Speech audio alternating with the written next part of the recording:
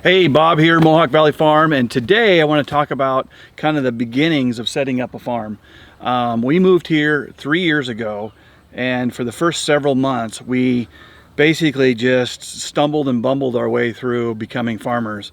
And we're still doing that actually, but I want to give you the 5 things that I felt like really helped me in getting set up. There's a lot of ways you can make your farm easier that cost a lot of money. But there's always that balance of trying to make things better, but also not spend a ton of money on doing it. So here's 5 things that we did or are in the process of doing also to be able to make our farm more automated and easier to work.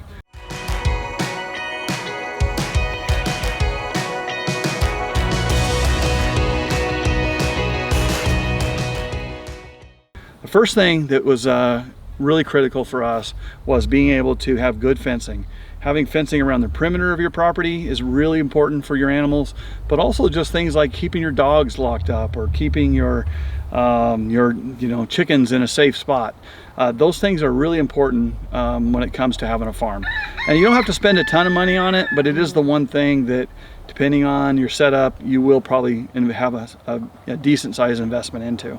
The second thing that I think is critical that we found very helpful for us on our farm was to start setting up our animals so that we could automatically water them. I was able to find a few things that really helped me in watering my animals, watering my chickens, pigs, my cows, my goats, without spending a ton of money. So the first thing I saw, and I found this online, was basically to create a system where to water your chickens, all you need is a bucket, a clean trash can, plastic trash can with a lid.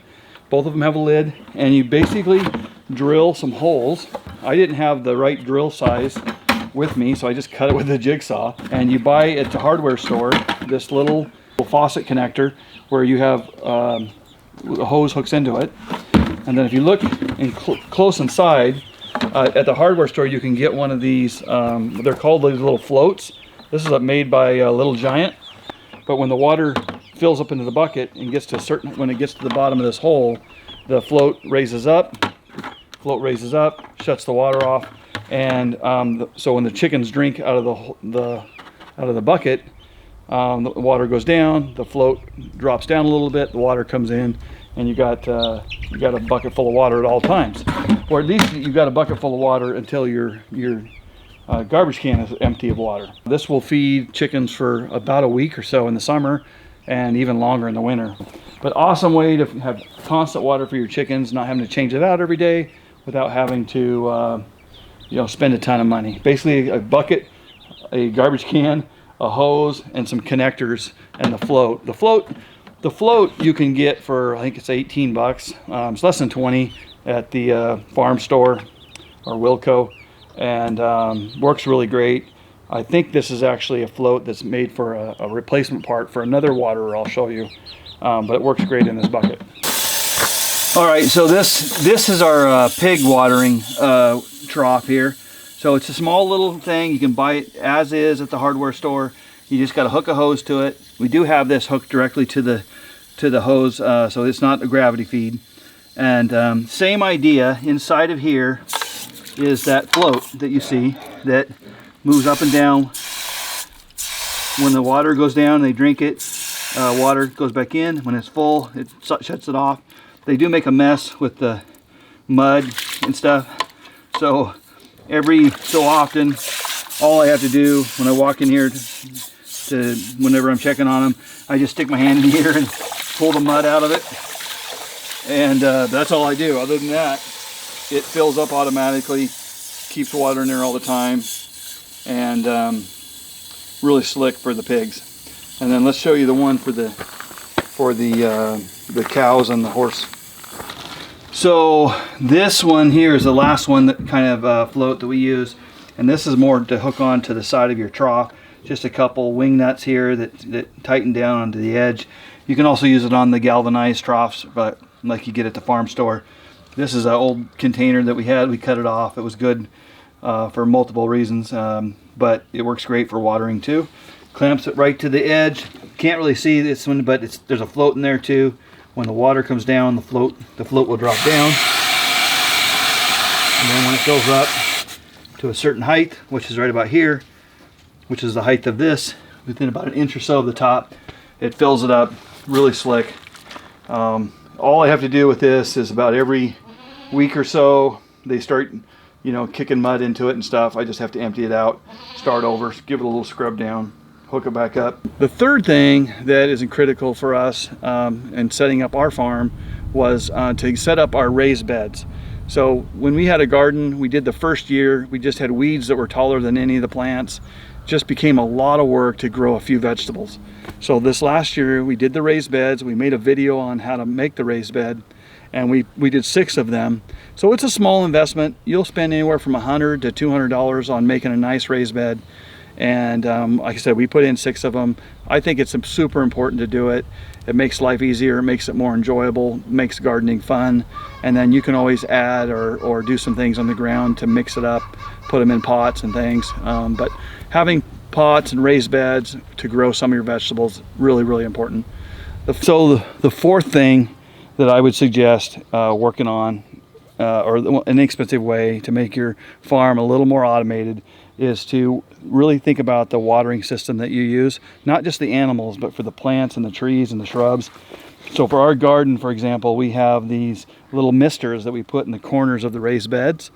So we just have to turn the hose on, everything gets watered, and we turn the hose off. They're not that, the misters themselves are not that expensive, and you can place them wherever you want. You just got to run your line around the garden beds with a bigger hose or a bigger landscaping pipe, and then your little misters just come off of those and tap right into that and just up the side of your raised bed and waters your plants. It's nice to be able to give them a real quick watering without spending a ton of time when you're in a hurry.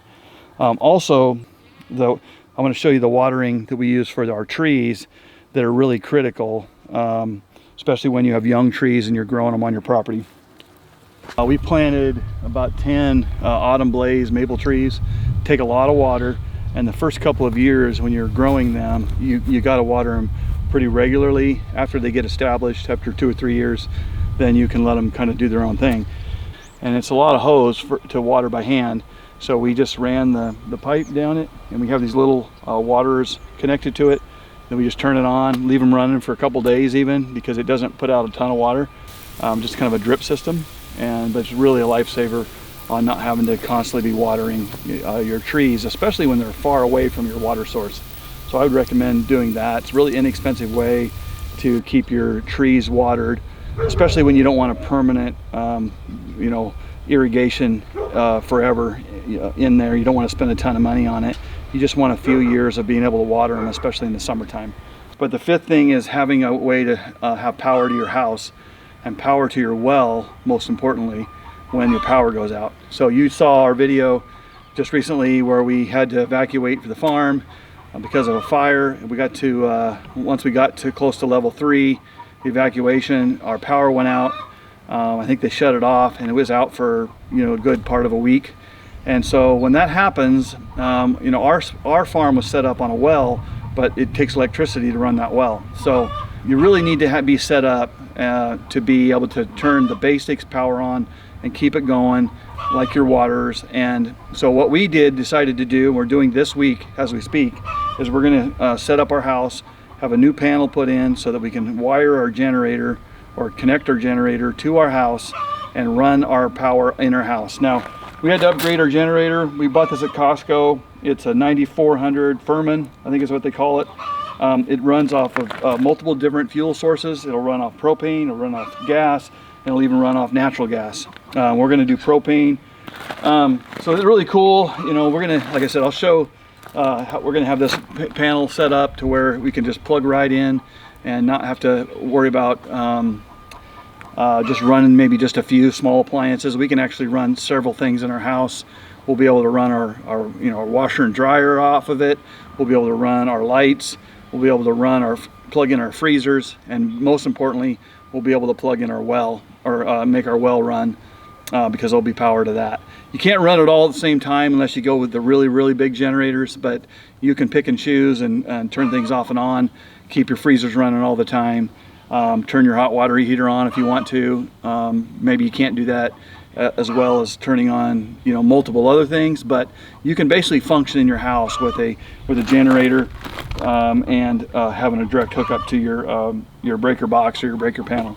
So recommended at least to get the 8,000. Talk to an electrician who's going to help us install on the breakers, install a new breaker box, new breaker panel. He's going to help us install that. Our particular breaker panel does not have a main switch, so really important to have a main if you're going to install the hookups to hook your generator to it. If you do have a main switch, you can do it very inexpensively. It really probably less than $100. You can install the stuff you need to hook your generator up to your panel, and there's lots of videos out there on how to do that. If you don't have a main switch, then you're talking about having to get the power company to turn your power off. Then you're getting into the level where you're definitely going to want to have an electrician doing it right, doing it safe, because, you know, nobody wants to die just because they're trying to hook up a generator. Okay, hey, that's our video this week. We appreciate you watching. As always, don't forget to subscribe to our channel, and we hope we added some value to you this week on our video and making your farm a little more automated. Hopefully you can do it in a less expensive way and not spend a ton of money on making life simpler. We enjoy putting these videos out every week, and so until next time, have a great day, and we'll see you real soon. Good. Okay, so come on. Okay. Is it on? I don't see the red light flashing. It's recording. Oh. Tell me when you're ready. Okay, so got it? Filming? Yes. Good? No. I will tell you. They said yeah. Go. All right, go. Okay, so a couple things about this, or one more thing about this PVC pipe.